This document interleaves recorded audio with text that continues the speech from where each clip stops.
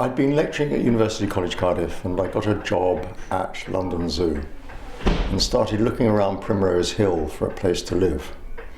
And obviously that was much too expensive. At that stage I think we thought, well, we'll go out as far as Milton Keynes, and that was 1974, and I got married later on that year, so it was really looking for a house where we could settle down.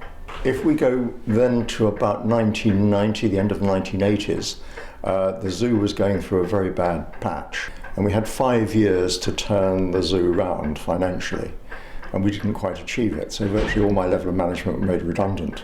And here I was living in Milton Keynes, been a zoologist all my working life, age 47, what was I going to do? John Napleton lived opposite me, who was the chief executive for Commission for New Towns. John said, well, why don't you think about the museum up at Stacey Hill?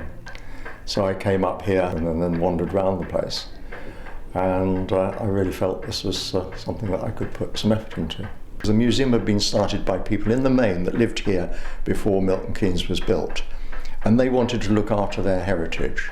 Now, if they felt that was so important, I think that it was important and it needed preserving. It was a story that needed telling, and it could easily have been lost. But also what could have been lost, of course, was the story of those early days of the development of New Milton Keynes. We lived from hand to mouth for quite some time, and we depended upon our volunteers still doing everything. So they were the interpreters. And I think that is what is fantastic about this museum. I mean, what worries me about retirement, which looms, is that other museum professionals would get in and say, well, we can make this into a proper museum, and I think they've got it all wrong. This interaction with the actual artefacts and the interpretation by the volunteers is a real strength, and we've got some fantastic stories to tell as well.